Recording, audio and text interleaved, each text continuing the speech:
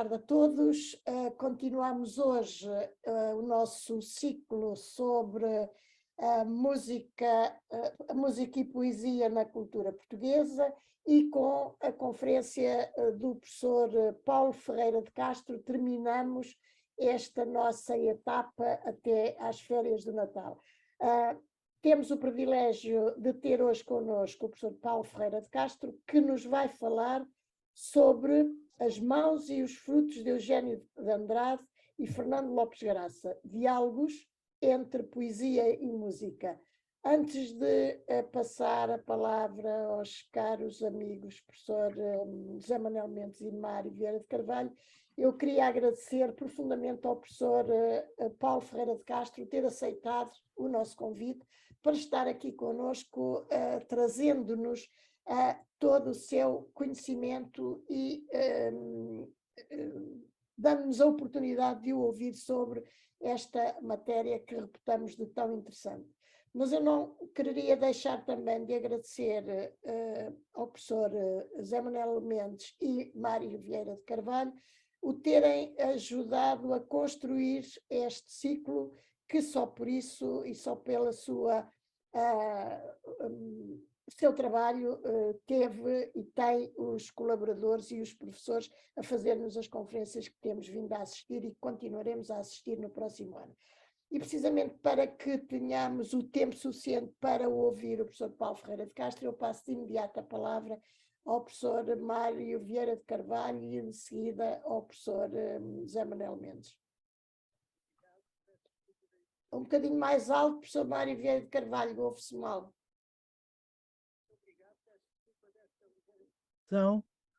Mas houve aqui fiz uma confusão com as horas. Mário, estamos a ouvir-te bem. Podes Agora apresentar o Paulo.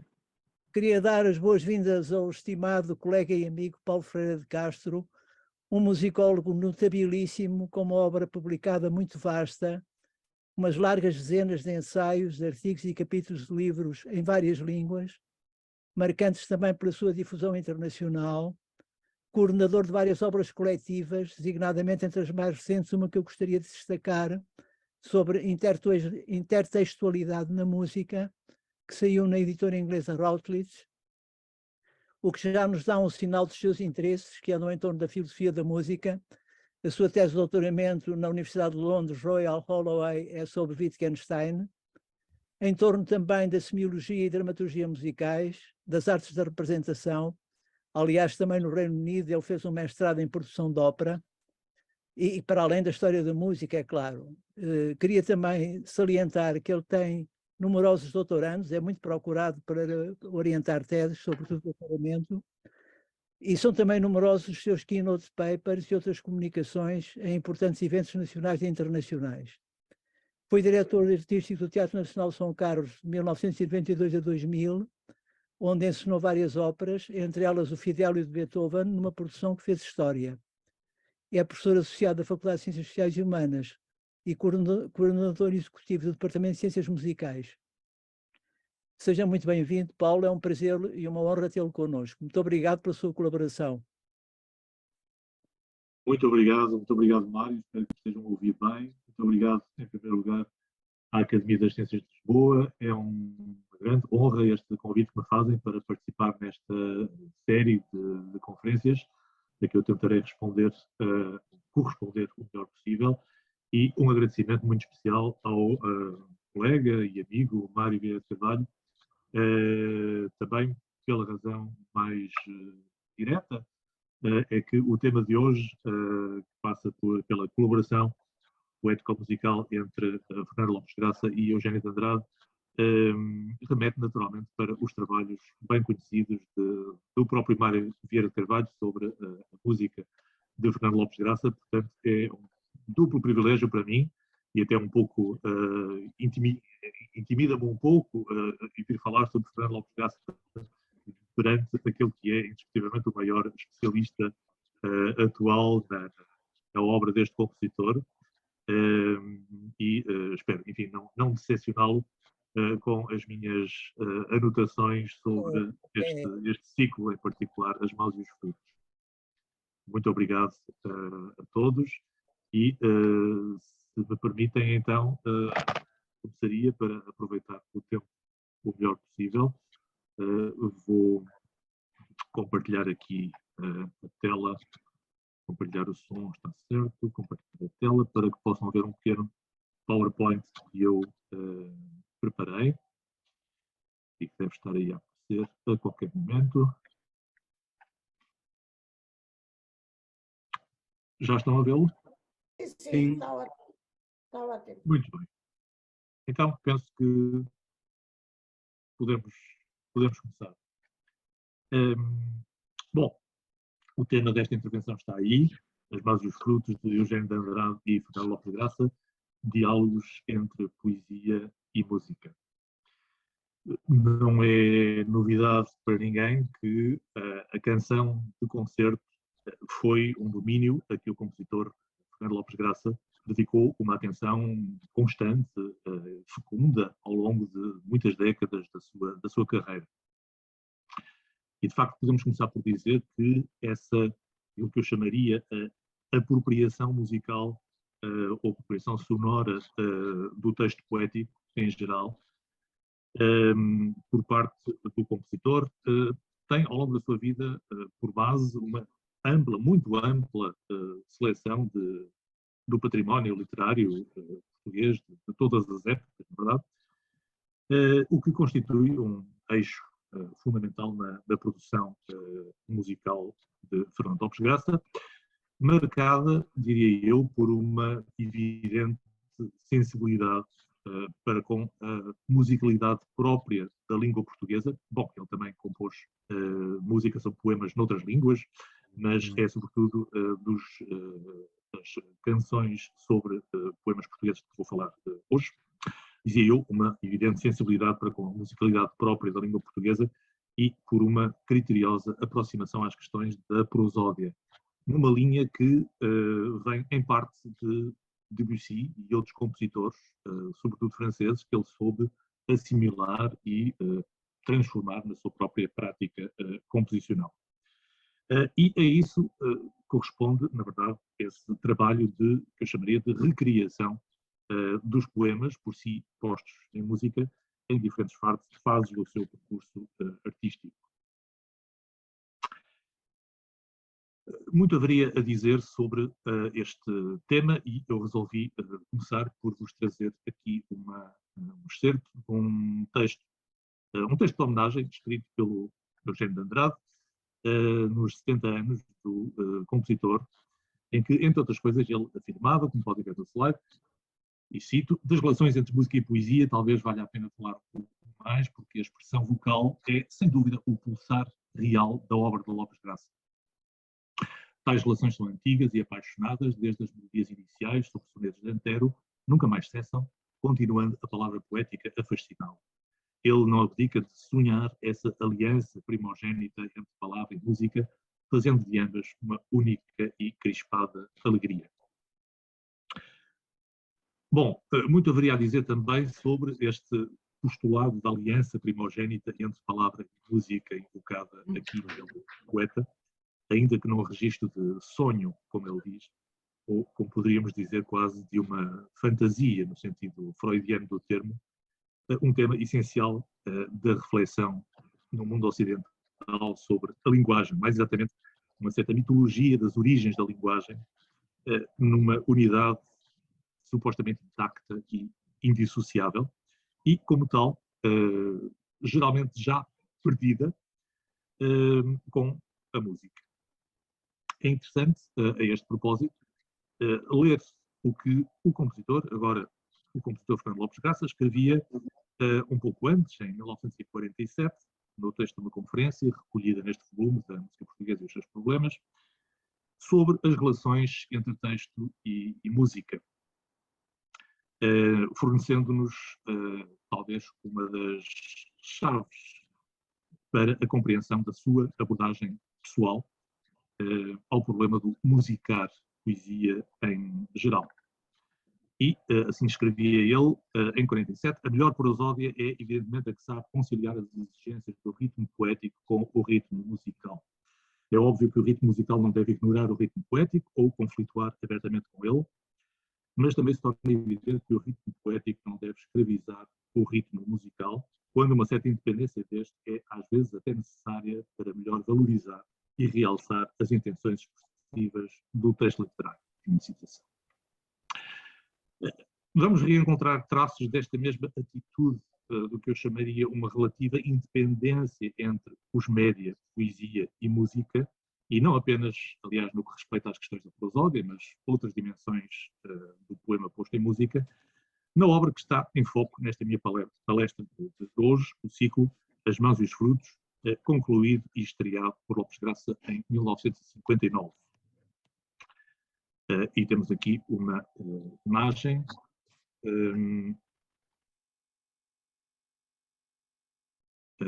primeiro do volume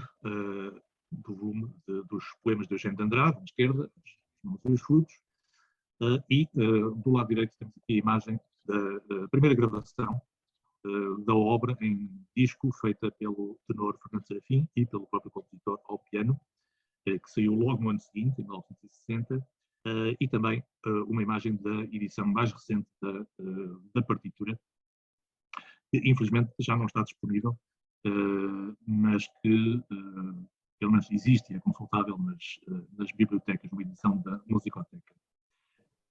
Esse ciclo, como se sabe, é construído a partir de uma seleção de poemas extraídos da obra homónima de Eugênio de Andrade, e trata-se de um ciclo musical, poético-musical, marcado por um clima expressivo que eu considero algo diverso dos domínios habituais da produção do compositor, pelo menos até essa altura, fazendo possivelmente desta partitura uma das suas realizações mais pessoais, em minha opinião.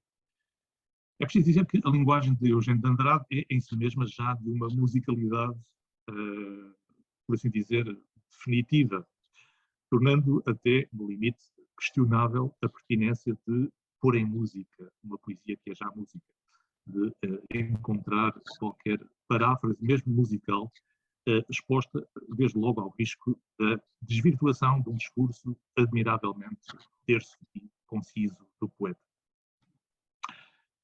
De um modo geral, há que dizê-lo, a música, ou pelo menos uma certa maneira de pôr em música na tradição culta ocidental, tende a desacelerar a leitura do texto, contribuindo para uma quase inevitável solenização da dicção e para a fragmentação do enunciado, tendente à individualização de certas palavras ou sintagmas, para não falar de uma imposição de uma prosódia ou de uma entoação próprias, que podem estar em maior ou menor sintonia com as intenções do autor literário.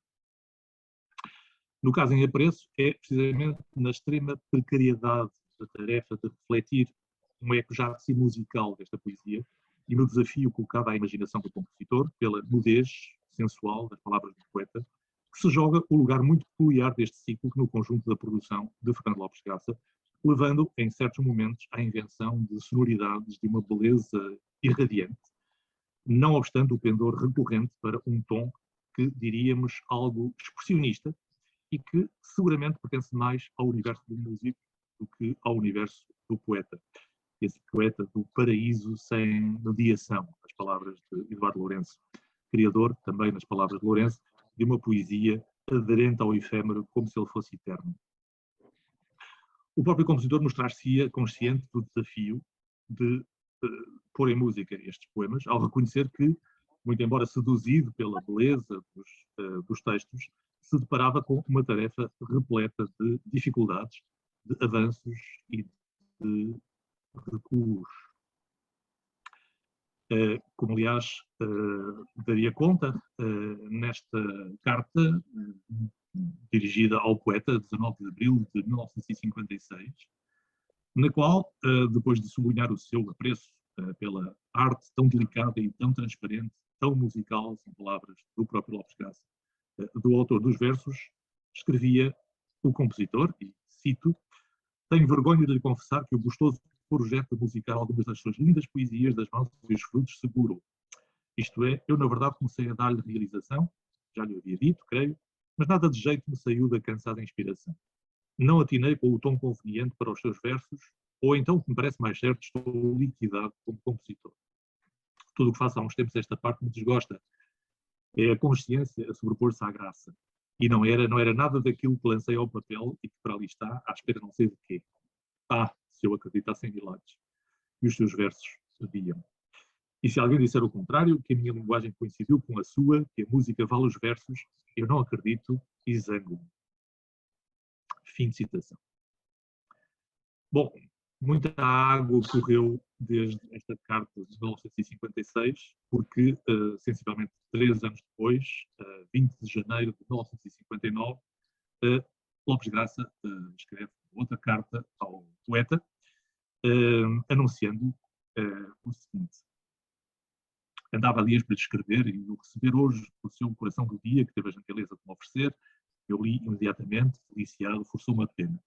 Primeiro para lhe agradecer a oferta e em seguida para o que na realidade vinha primeiro, e era dizer-lhe que após alguns anos, já nem eu sei quantos, de dúvidas e desesperos, de renúncias e novas tentativas, de acabamentos e refazimentos, completei o ciclo de As Mãos e os Frutos. Julgava-me incapaz de chegar ao termo da tarefa que me tinha imposto gostosamente, seduzido pela beleza e musicalidade tão sensível dos seus poemas. Mas não lhes achava o tom justo, a expressão a um tempo depurada e fermente que eles requeriam.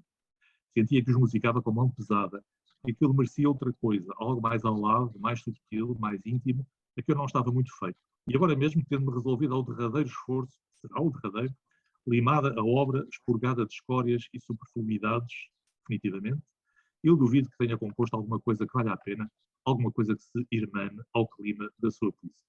Fim de citação. Como afirma Gastão Cruz, no prefácio que escreveu para a edição do volume correspondente da poesia de Eugênio de Andrade, e cito, Fernando Lopes Graça entendeu bem as tonalidades contrastantes dos poemas, Das Mãos e os Frutos, os matizes e as subtilezas de uma poesia, já ela própria possuidora de uma intensa musicalidade, quer no que se refere à sonoridade, quer ao ritmo. Isto não o impediu de conceber uma outra música, inteiramente autónoma em relação à dos versos, mas com esta criando uma unidade perfeita. Fim de citação.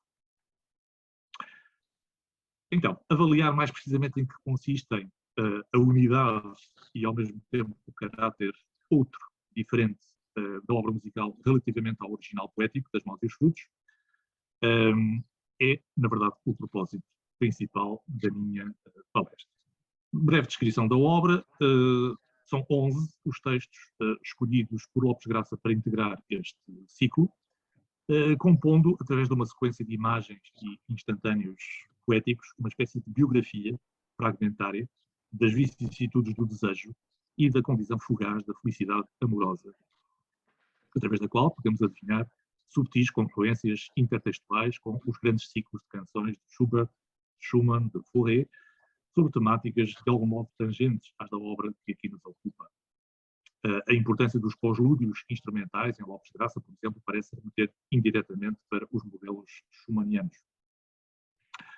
A pulsação erótica e, aliás, homoerótica da poesia de Eugênio de Andrade, celebração de uma sensualidade luminosa e da evidência vital da materialidade, os frutos, os corpos, os elementos físicos da paisagem, etc., mas igualmente abertura ao mistério do mundo noturno e, cito, à melancolia estoica antes o que se perde e esvai.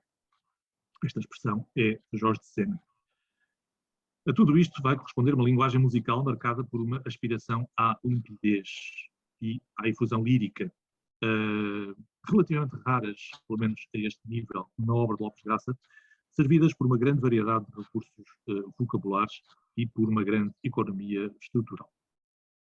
Entre aqueles, e voltaremos a esse assunto, podem citar-se algumas depuradas referências ao modalismo e mesmo a entoações características do folclore ibérico, talvez evocativas das afinidades telúricas e das raízes rurais do poeta, mas seguramente da lembrança de um Federico García Lorca, tão caro a ambos os criadores. Lembre-se que Eugênio de Andrade tinha organizado uma antologia poética do poeta espanhol em 1946, com traduções suas, e que Lopes Graça compusera as suas 4 canções de Federico García Lorca em 53-54. Tais intuações são particularmente evidentes nas canções Não Canto Porque Sonho, A Tua Vida é uma História Triste e Onde Me Levas, Rio que Cantei, manifestações de uma vertente etnicista da inspiração do compositor, no quadro de um discurso musical frequentemente centrado no valor afetivo das inflexões cromáticas da linha vocal, sobre texturas pianísticas, por vezes ásperas, desarticuladas, por vezes de uma coloração onírica e lunar. E outras vezes ainda por instantes, de uma eufonia quase floriana, invulgar na música do compositor português.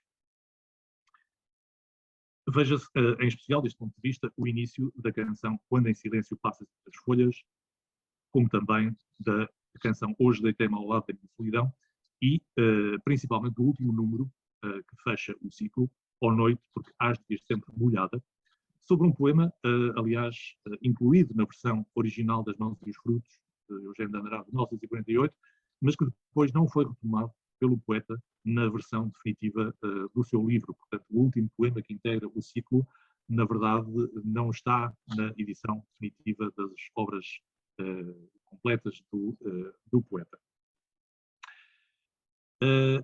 Eu produzi aqui uma tabela para dar uma visão de conjunto mais rápida sobre as 11 canções que integram o ciclo. Portanto, do lado esquerdo, na primeira coluna, temos a ordem das peças como elas aparecem no ciclo de Lopes Graça.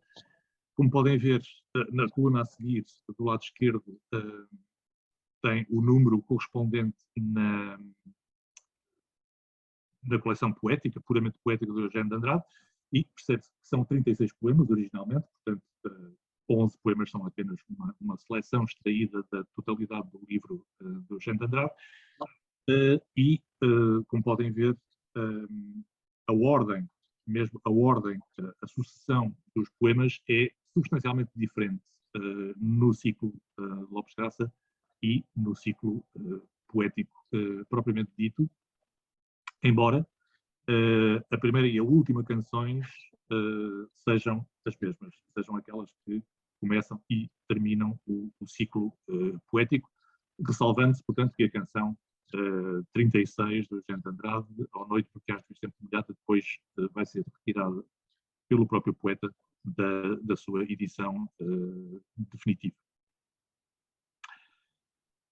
Identificam-se, para além do incipit textual que serve de título a cada canção e da indicação inicial do andamento, da métrica, as temáticas centrais de cada poema e, em correlação com estas, elementos daquilo que chamaria uma imagética da fluidez, referida na coluna mais à direita. Há muita água, muita referência à fluidez, ao elemento líquido que circula através, na verdade, de todos os poemas. Torna-se imediatamente visível que o compositor procedeu, portanto, a uma reordenação dos poemas, criando a sua própria sequência e, com ela, uma reconfiguração da narrativa, ou pelo menos da protonarrativa poética, não obstante ter conservado nas posições originais tanto o primeiro como o último texto, como já referi. O que sugere uma dimensão cíclica, circular, deste esquema, expectativa, consumação, frustração da experiência amorosa.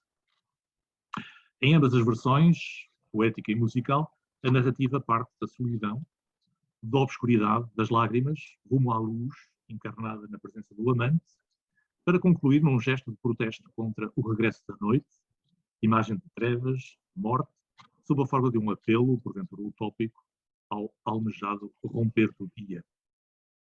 Recorde-se que na versão definitiva da obra, o poeta preferiu suprimir o último texto, concluindo-se a partir de então o ciclo numa nota mais melancólica, com o poema Em cada fruto a morte amadurece, o qual, mesmo assim, na sua referência à semente virgem que estremece, logo que a morte a tenha desnudado, não deixa de apontar para um eterno recomeço.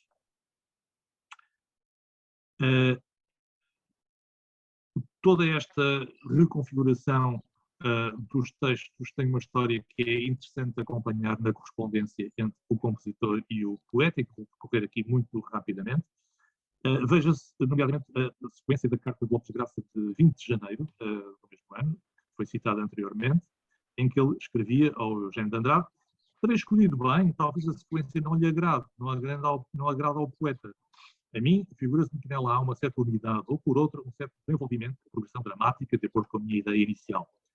A da marcha da exaltação amorosa para a renúncia amorosa, da confiança para o esquecimento, da companhia para a soledade, ou qualquer coisa que equivalha a estes binómios afetivos. Visto este esquema, afigura-se que a última canção destoa psicologicamente. A este respeito e a outros respeitos, gostaria de conversar consigo, mas não sei quando poderá ser. Em carta de 30 de janeiro do mesmo ano, o compositor admitia já a manutenção da última canção, como fecho do ciclo. E escrevia: como eu calculava, também você acha que a última canção está psicologicamente um tanto deslocada no ciclo. Tem sido, porém, matéria de dúvida e excogitação, resolveram-a suprimi-la, pois que musicalmente e, digamos, arquitetonicamente, me parece ela coroar perfeitamente o ciclo. Pensando bem, afinal, o tema da noite não é inteiramente estranho ao ciclo. 2 dos poemas a evocam e quase poderíamos dizer que nele as notas dominantes são o amor e, precisamente, a noite. Esta é certo mais como sugestão e elemento fluídico, se assim me posso exprimir. Enfim, é caso ainda para pensar e voltar a pensar. O poeta daria a sua anuência à opção do compositor para 4 de fevereiro, escrevendo: aceitemos o ciclo tal qual está.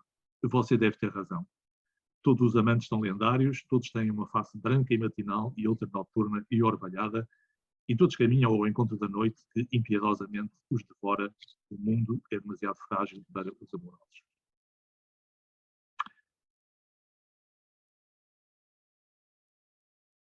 Nesta outra tabela, resumi a sequência dos principais tópicos musicais, figuras, gestos musicais do ciclo, o que vos pode dar rapidamente uma visão de conjunto.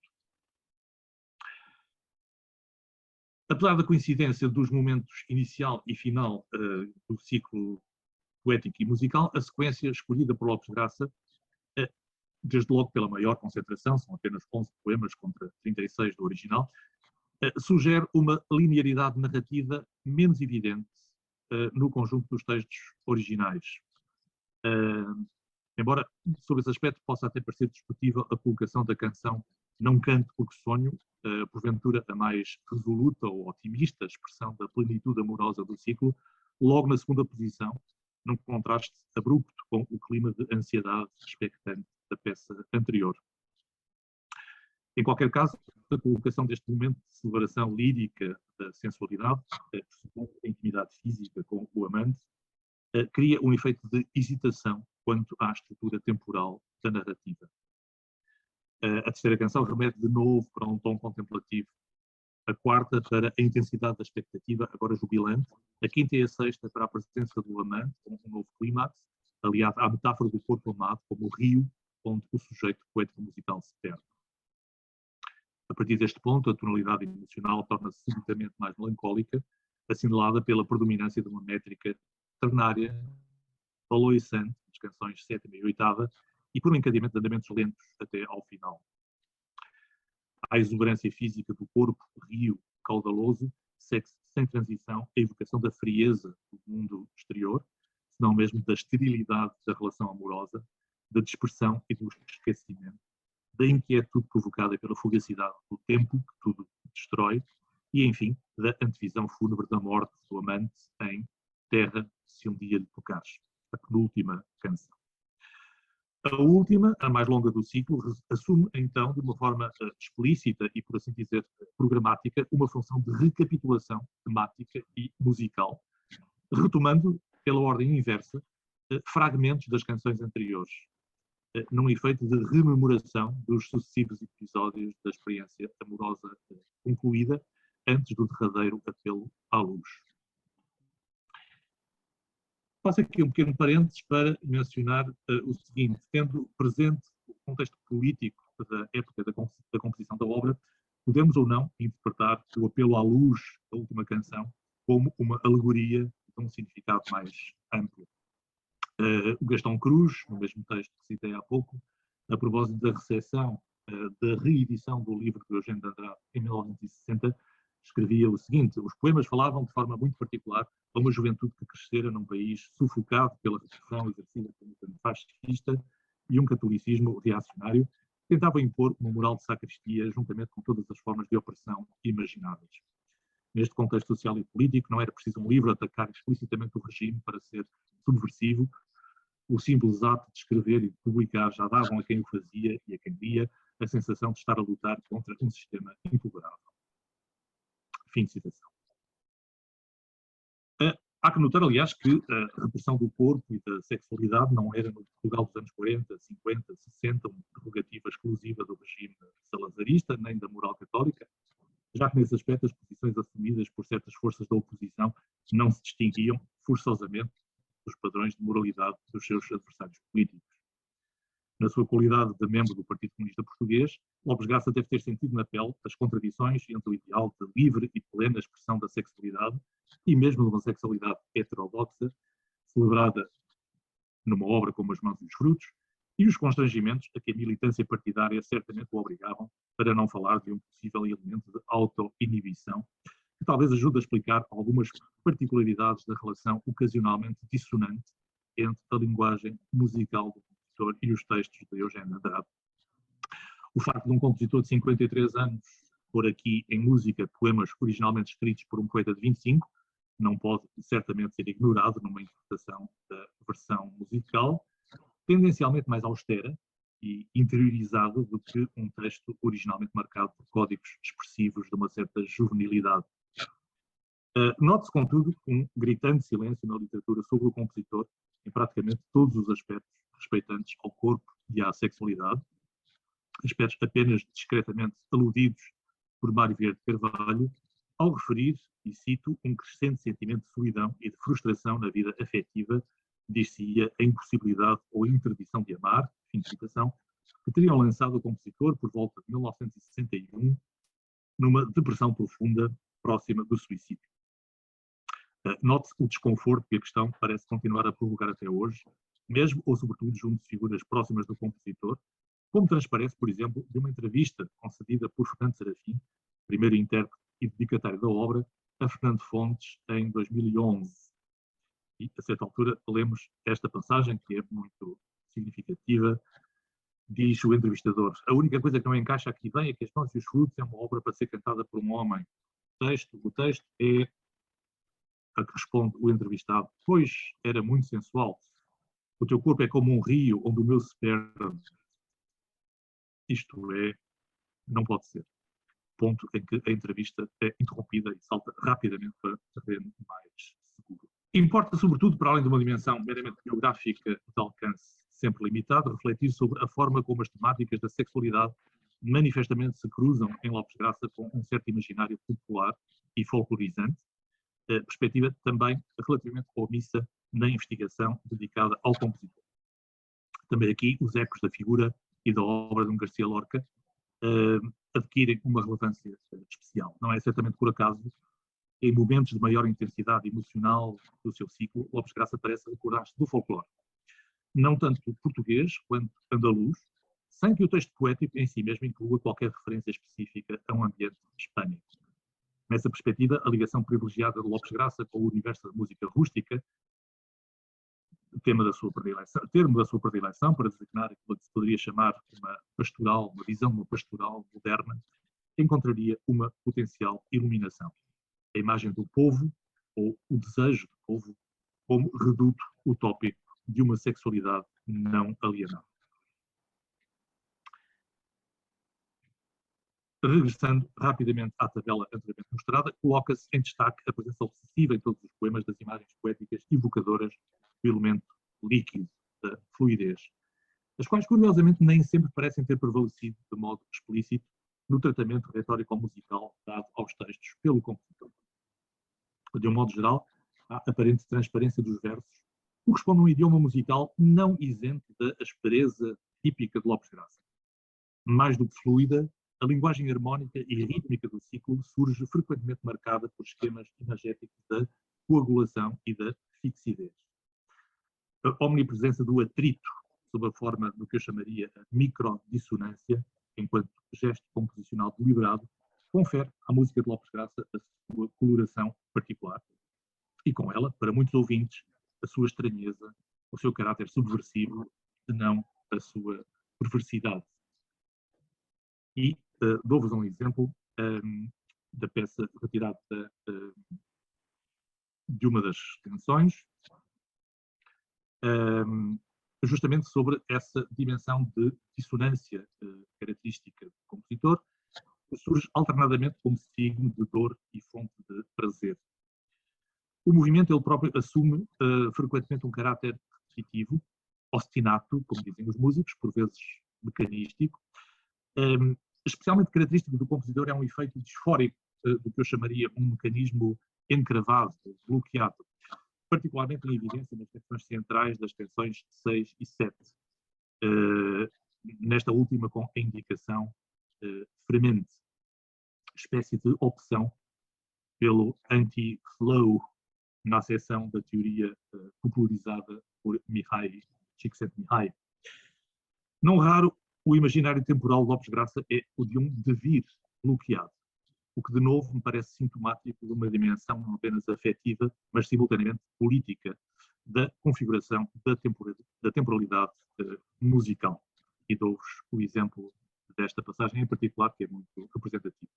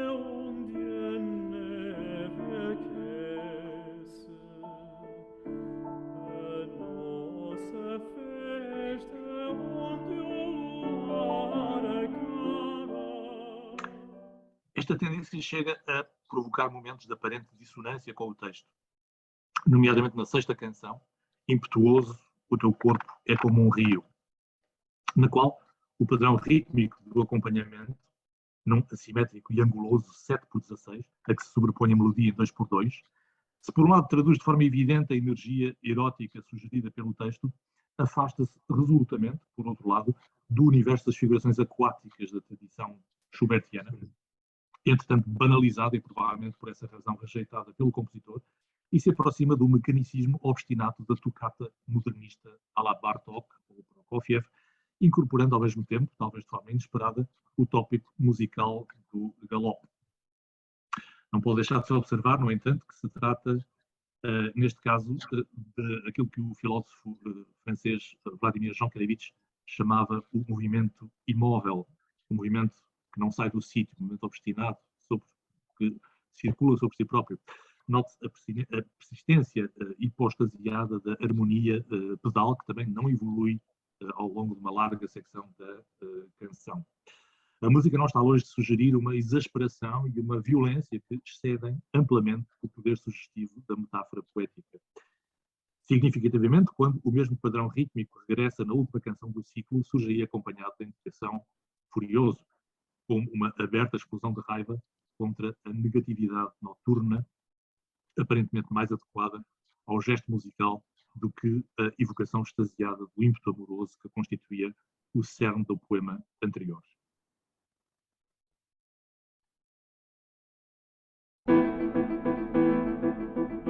Impetuoso teu corpo é como um rio, onde o meu se perde.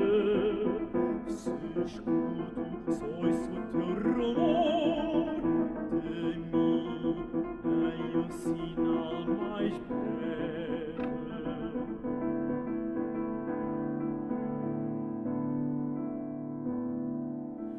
Imagem dos gestos que tracei, e rompe puro e completo.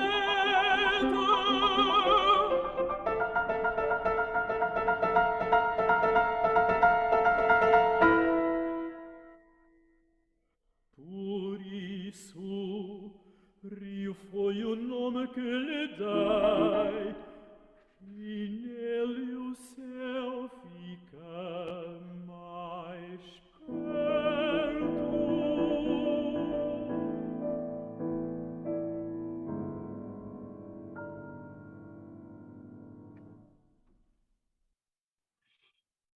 Gostaria agora de apontar, ainda que rapidamente, algumas pistas para uma orientação analítica em relação à música do compositor, evidentemente sem poder ser muito exaustivo nesta apresentação, o que seria também fastidioso para os ouvintes, e com as minhas desculpas desde já por entrar aqui num registro ligeiramente mais técnico, que espero que mesmo assim não resulte completamente impenetrável para os não músicos presentes. Refiro-me aqui, por exemplo, à primeira canção, à canção que abre o ciclo, Só as tuas mãos trazem os frutos, onde nos deparamos, desde logo, com o cerne da imaginação poética de Eugênio de Andrade, com esta associação característica, na verdade, do poema na sua totalidade, entre as palavras mãos e frutos, sugerindo a figura da dádiva amorosa, possivelmente na linha do Verlaine, do poema famoso Green. Voici des fruits, des fleurs, des feuilles et des branches, et puis voici mon cœur qui ne bat pour vous.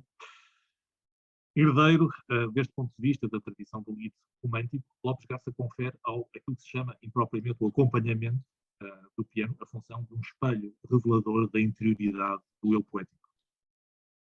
Ou, dito de outra forma, um teatro das pulsões subjacente ao enunciável da palavra vocal. Uma escansão temporal opressiva é sugerida pelo piano, desde o início, a partir de uma figura obstinada, de feição sincopada, no âmbito de uma métrica predominantemente binária, de marcha lenta, mas irregularmente dilatada, por vezes com 3/4, que imediatamente define uma arritmia característica do discurso musical. O despojamento do material harmónico contribui para a atmosfera geral de inércia, associada à sonoridade ressonante decorrente do uso do pedal, consistindo em duas, chamemos-lhe, falsas oitavas, alternadas entre as duas mãos, sobre a nota Mi bemol, assinalo aqui esse ponto, nota obsessivamente presente ao longo da canção, frequentemente sob a forma de uma pedal harmónica, da qual aparentemente a música não se consegue libertar. A nota constitui-se assim como um elemento polarizador de uma tonalidade virtual Mi bemol, assim designada na medida em que o ciclo, em termos gerais, recorre a processos de desfamiliarização tonal, integrando não apenas a sobreposição de terceiras menores e maiores sobre a mesma fundamental, mas igualmente a ocasional simultaneidade de diferentes funções tonais. Observa-se um uso generalizado de pedais, notas variadas, cujo efeito parece ser o de esbater não tanto a tonalidade, mas a percepção da funcionalidade tonal e o de multiplicar aquilo que designei por microdissonância. A fricção persistente entre as notas Mi bemol e Mi natural, que é um efeito de, chamemos-lhe, desfocagem harmónica presente em diferentes pontos da partitura, e nomeadamente do último compasso, confere à peça uma sonoridade característica, ao mesmo tempo fulcro de uma organização tonal reificada, marca simbólica do luto, porventura, e signo da aparente impossibilidade existencial de sair de si próprio. Sobre a figura inicial do acompanhamento, destaca-se uma outra nota, a nota Sol, que é, como os músicos sabem, a terceira do acorde, no registro médio, a qual anuncia a entrada da voz no compasso 5 com o verso inicial. Só as tuas mãos trazem os frutos, mais uma vez organizado em torno dos mesmos intervalos, terceira maior primeiro, terceira menor no segundo verso, sempre o mesmo jogo de alternância entre os mesmos intervalos. E o que é mais original da parte do compositor é o facto de ele não apenas utilizar esses intervalos em alternância, mas também em justaposição, que é bastante menos habitual e produz um efeito dissonante, bastante desorientador para a percepção da própria tonalidade, logo no início, da sonoridade inicial da introdução do piano. Apenas o verso final se destaca por um breve ímpeto ascendente, sublinhado por uma acentuação de quarto grau elevado e de uma consequente relação tritonal, que faz referência eventualmente a um modo lídio com a presumível tónica. Depois vou saltar os detalhes, porque isto levar-nos bastante longe em termos analíticos, apenas assinalar este agregado que se desenvolve a partir do agregado inicial, que é um agregado ainda mais dissonante, ainda mais problemático, com várias sobreposições de notas de difícil explicação à luz da teoria tradicional, mas esse agregado, mais uma vez, distingue-se em silêncio, dando lugar a uma declamação quase puramente falada, quase sem melodia no sentido tradicional,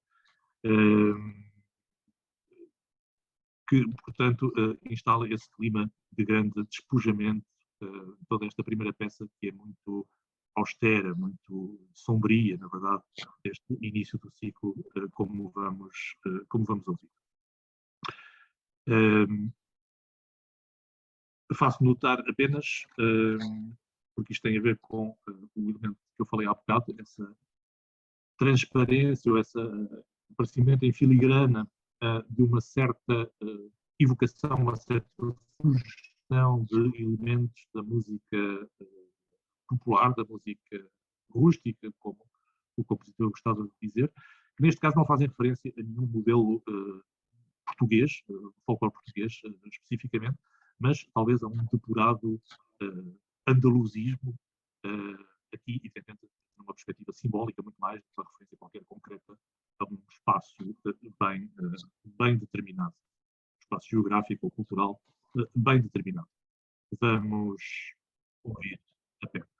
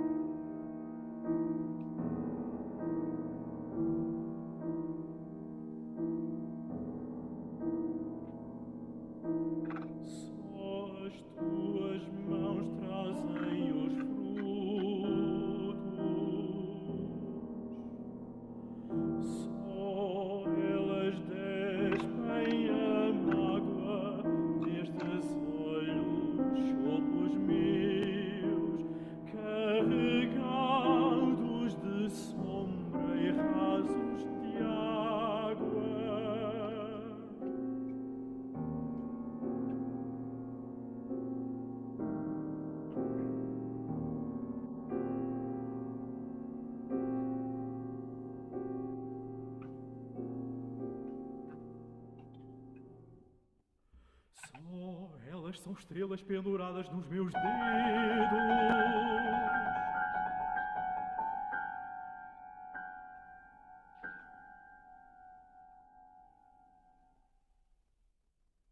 Oh, mãos da minha alma, flores abertas aos meus segredos.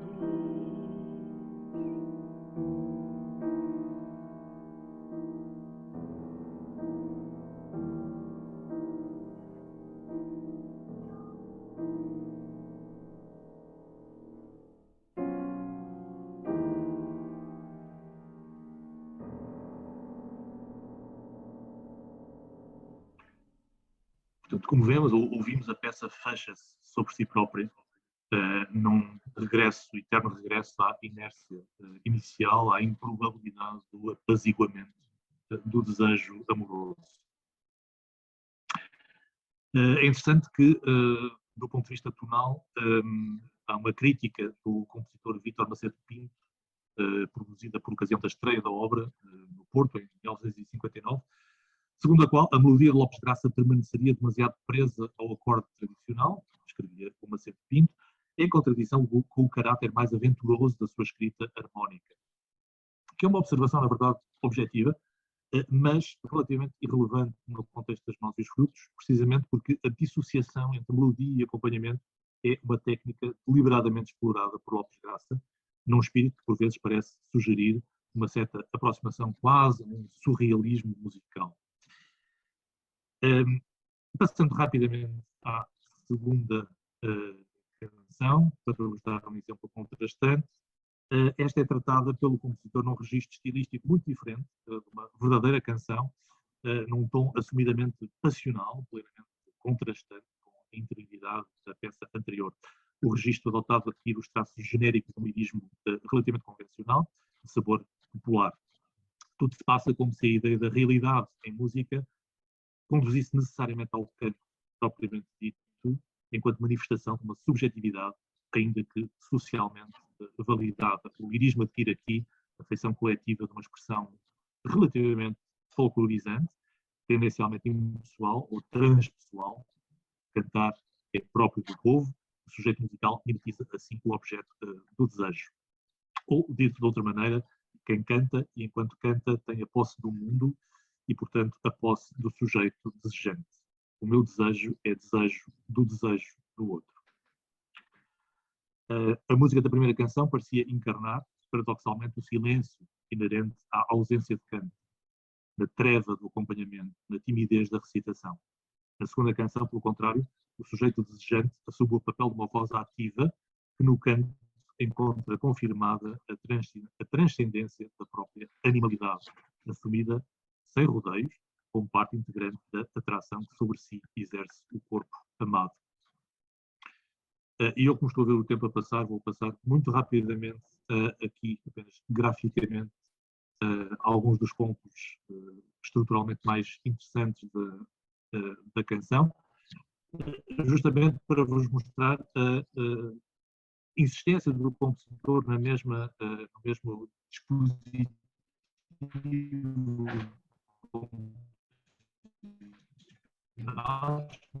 assim, é que depois podemos chamar um Mi maior, simultaneamente Mi maior e Mi menor, sobre uma pedal de Sol, e esta relação triangular de Mó, Mi, Sol é qualquer coisa que já tínhamos visto na primeira canção e que continua aqui a ser explorada de forma muito consciente por parte do compositor.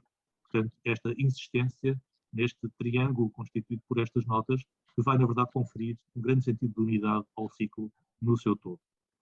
Vamos ouvir esta peça. Aliás, não vamos ouvir já, porque queria-vos mostrar um documento que é mais uma carta do Fernando Lopes Cassa, desta vez dirigido a Manuel Dias da Fonseca, em que ele referia precisamente essa dimensão da sua técnica composicional, dizendo que tinha feito uma descoberta que a si próprio o surpreendera, de que no ciclo das nozes e dos frutos não há propriamente referência de temas, há, em todo o caso, a larga frequência de um característico desenho melódico que evoluciona no curto âmbito de uma terceira, ora maior, ora menor, para ascendente, para descendente. Portanto, torna aqui bem evidente a sua consciência, pelo menos a posteriori, desta unidade conferida ao ciclo no seu todo, através deste recurso, a esta espécie de matriz intervalar essencial que percorre todas as canções do ciclo. E agora sim, vamos ouvir um excerto desta canção.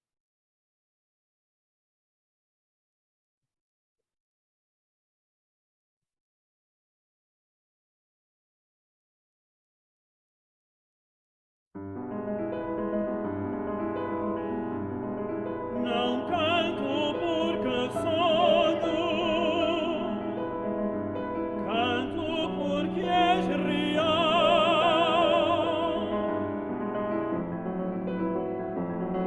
Canto o teu olhar maduro, o teu sorriso puro, a tua graça animal.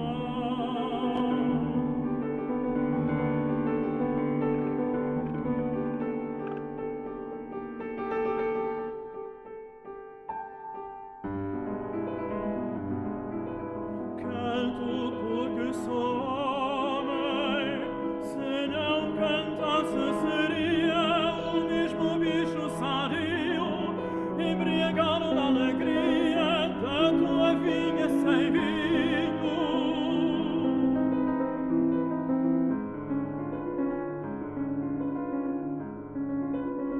Canto porque o amor apetece, porque o filho amadurece nos teus braços deslumbrados.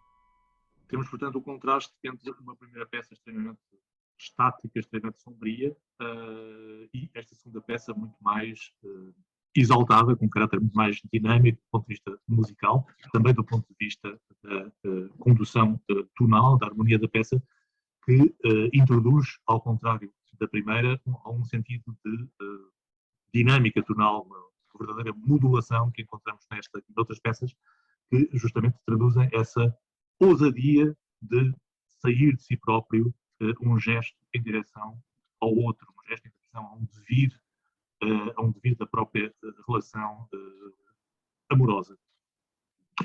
Mas depois deste parênteses mais analítico, e peço desculpa de ter entrado em detalhes um pouco mais técnicos, deixemos-nos simplesmente absorver pelo diálogo entre poesia e música sem mais comentários, a propósito da canção 9, Onde Me Levas, Rio que Cantei, e aproveito para referir que os intérpretes escutados ao longo desta palestra são estes, João Rodrigues, tenor, e Nuno Vieira de Almeida, piano, num CD editado pela Tradição em 2009. Canção número 9.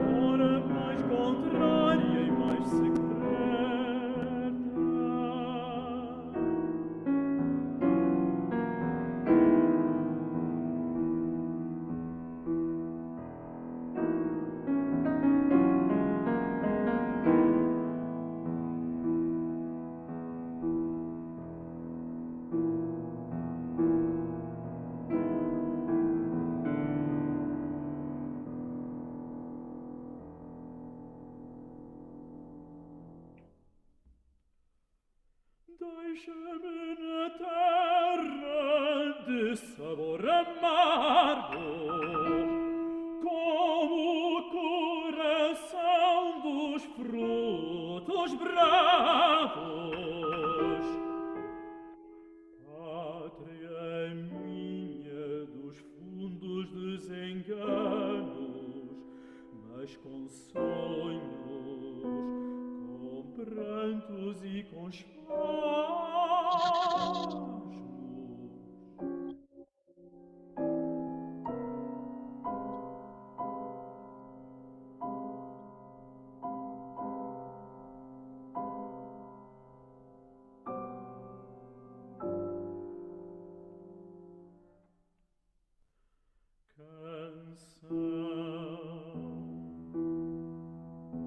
Vai para além de quanto escrevo e rasga esta sombra que me cerca.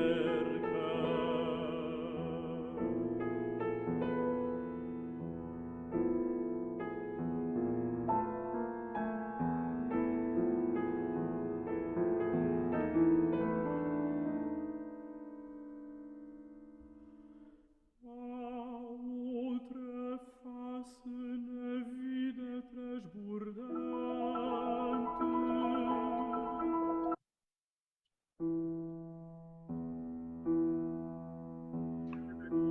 onde me Peço desculpa aqui um leva pequeno percalço técnico, mas penso que será o suficiente para vos dar, pelo menos, a vontade de voltar a ouvir o ciclo na sua totalidade. E recomendo em particular esta versão em CD, relativamente recente. O disco original, como disse, gravado pelo Fernando Serafim, com o acompanhamento do próprio Lopes Graça, creio que nunca foi passado a CD, pelo menos eu não conheço. E esta gravação do Nuno Vieira de Almeida, que aliás contém outras obras interessantes do compositor, esteve disponível recentemente. Não sei se ainda está no comércio, mas vale a pena procurar, porque é neste momento a versão que temos completa do ciclo. E gostaria de terminar, porque o tempo já vai longo, regressando, na verdade, ao ponto de partida, com, mais uma vez, as próprias palavras do poeta sobre o compositor. Afirmava ele nesse texto escrito para os 70 anos de Fernando Lopes Graça: era da sua música que eu gostaria de falar se soubesse, depois do cidadão exemplar, que Fernando Lopes Graça foi e continua a ser, já todos mais ou menos falámos, e do amigo é cedo ainda para dizer que algumas alegrias que teve pertencem a uma esfera cuja transparência talvez nem os dedos da própria morte consigam macular. Era dessa música de cuja divulgação nunca se fez grande caso, conviria a falar, enquanto não nos foi possível fazê-la ouvir. É que raras vezes como aqui o rosto português se refletiu e demorou nas suas águas, tanto quanto um rosto, e aqui eu peço desculpa, vocês conseguem ler, eu não, porque nesta configuração é aqui. Raras vezes como aqui o rosto português se refletiu e demorou nas suas águas, tanto quanto um rosto assim fugidio e inseguro se pode demorar, seja onde for. Escrevia de forma muito sutil Eugênio de Andrade, dos 70 anos de Lopes Graça. O que ficou dito propõe-se aqui tão só algumas linhas de reflexão que apontam para a necessidade de ultrapassar o discurso mais sedimentado e mais monolítico sobre o compositor Fernando Lopes Graça e a sua obra. Pretendia aqui esboçar, em termos genéricos, alguns dos domínios em que se move o imaginário poético-musical das Mãos e os Frutos, sem dúvida uma das mais intensas celebrações da temática do enamoramento em todo o repertório vocal em língua portuguesa, e uma ênfase na narrativa heroico-modernista nacionalista sobre o compositor não pode senão deixar na penumbra. Só uma análise aprofundada da linguagem musical de Fernando Lopes Graça, não ignora as suas implicações semânticas mais amplas, permitirá libertar a interpretação da obra das banais dicotomias entre forma e conteúdo, estrutura e contexto, etc., e prestar justiça à produção de um compositor tão profundamente comprometido com a urgência da comunicação e tão consciente, ao mesmo tempo, da sua intrínseca precariedade. Muito obrigado pela vossa atenção. Obrigado nós, Paulo, por este reencontro com Fernando Lopes Graça, um compositor maior em toda a nossa história da música, e ainda por cima, através deste diálogo entre dois idiolectos muito marcantes de toda a nossa história cultural, propor-se-nos verdadeiramente, a um mês de distância, o início do centenário de Eugênio de Andrade. No dia 19 de janeiro, ele nascerá outra vez, como nasceu todos os anos. Desta feita, nós saberemos que nasce também com este trabalho musical do Fernando Lopes Graça, que foi brilhantemente exposto pelo Paulo na tarde de hoje. Por isso, encarecidamente, aqui lhe agradeço estes momentos. Eu faço minhas as palavras de José Manuel Mendes, foi uma conferência luminosa e iluminante. Para mim, sobretudo, que conheço há tantos anos As Mãos e os Frutos, o Paulo levou-me a descobrir de novo a obra, surpreendendo-me na forma como fez uma análise tão detalhada e tão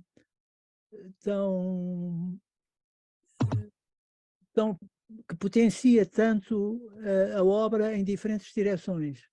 Aliás, eu queria sublinhar que estou absolutamente de acordo consigo nesta intervenção final que fez, porque na relação do Lopes Graça com a poesia, nós percebemos que ele que escreveu um livro chamado Nossa Companheira Música, mas ele era um leitor tão infatigável de poesia que bem podia dizer Nossa Companheira Poesia.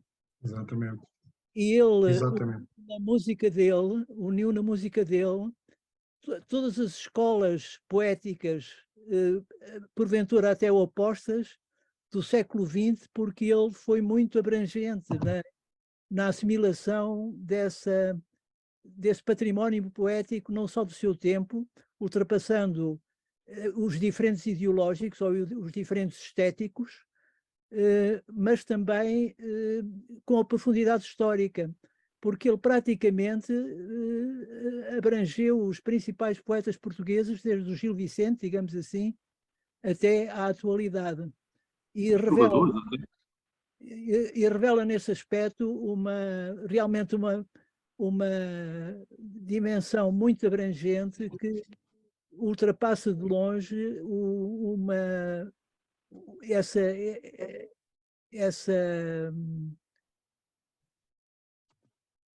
esse padrão que se criou à volta da figura dele, que é muito mais vasta do que isso, de facto. Aliás, eu queria só perguntar-lhe, quanto àquela referência que fez à matriz intervalar, em certo sentido pode-se dizer que As Mãos e os Frutos, que são de 1960, 1959, 1959, foram dados em primeira audição, parecem-me já anunciar essa nova forma de compor, de certa maneira, a partir de uma concepção intervalar que se manifesta desde 1961. Eu penso que sim, aliás, isto é um momento de charneira, como o Mário muito bem sabe, é um momento de charneira na produção do Lopes Graça, portanto, desde o final dos anos 50, viragem para os anos 60, é uma certa fase de crise, podemos dizer, mas de uma crise que será ultrapassada de uma forma muito, muito original e muito criativa.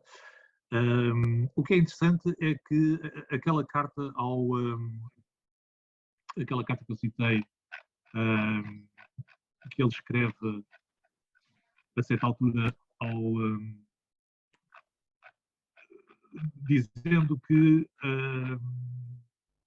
se deu conta que fez uma descoberta escrevendo ao Manuel Dias da Fonseca, Dias da Fonseca, que a mim próprio me surpreendeu, diz ele. Portanto, haveria aqui que aprofundar um bocadinho esta dimensão, talvez não totalmente consciente no momento de composição, digamos, inflexão, num certo sentido estrutural, digamos assim, da sua escrita, que a fazer fé neste documento está lá, objetivamente, mas que se calhar ele não aplicou de forma totalmente consciente no momento da composição, porque ele próprio diz que descobriu isso depois, analisando a sua própria escrita, e isso acho bastante interessante, a forma como ele parte para esta atitude composicional, no fundo de uma forma bastante instintiva, bastante intuitiva, a que só depois corresponde uma fase de racionalização. Como ele diz, o certo é que eu não procurei essa unidade deliberadamente, a priori, se ela de facto existe, tenha como resultado um trabalho do subconsciente, que só agora a análise da obra se revela. Eu acho que isto é bastante curioso. Pois, exatamente. Mas sem dúvida é uma obra altamente construída desse ponto de vista, porque sim, não é por acaso que essa unidade é conferida à obra através de certos procedimentos composicionais parecem muito intencionais, muito refletidos, e que depois terão uma expressão ainda mais desenvolvida nas obras da década seguinte, na obra de... Do que vai seguir-se. Maria Salomé. Sim, eu estou realmente sem palavras para agradecer ao professor Paulo Ferreira de Castro esta magnífica conferência que nos trouxe. não só rica de ensinamentos, mas também de beleza e de, enfim, de um conhecimento extraordinário sobre esta relação tão importante entre a poesia de Eugénio de Andrade e a capacidade e toda a força e o vigor posto por Fernando Lopes Graça nestes poemas tão interessantes de Eugénio de Andrade. Quero mais uma vez agradecer ao professor Paulo Ferreira de Castro e dizer-lhe quão me apraz dizer que fechamos este ano realmente com uma conferência extraordinária e que penso que todos nós gostaríamos de mais, e cá ficamos à espera que o professor nos traga mais conferências deste calibre, com este prazer que nos deleitou este fim de tarde. E já agora, penso que também os que estiveram connosco terão tido a mesma sensação, e convido-os a estar de novo neste ciclo no dia 18 de janeiro, com a poesia popular erudita na música portuguesa, que será o orador o professor Nuno Vieira de Almeida. Desejo a todos um ótimo Natal e um ano novo o mais feliz para todos, na medida que pudermos, e seguramente teremos mais tardes como estas, cheias de ensinamento, cheias de conhecimento e também de prazer em ouvir e poder juntar este conhecimento sobre a literatura, sobre a poesia e os compositores que sobre esse se debruçaram. Mais uma vez, professor Paulo Ferreira de Castro, muito obrigada. Muito obrigado pelo convite e pela vossa atenção. Muito obrigada também, professor e amigo José Manuel Mendes e Mário Vieira de Carvalho, por nos proporcionarem com a vossa escolha estas tão importantes e interessantes conferências que temos vindo a ter. E em particular, muito obrigado, Paulo. Foi excelente, foi maravilhoso. Muito obrigado a todos. Até breve, Paulo. Até breve. Prazer.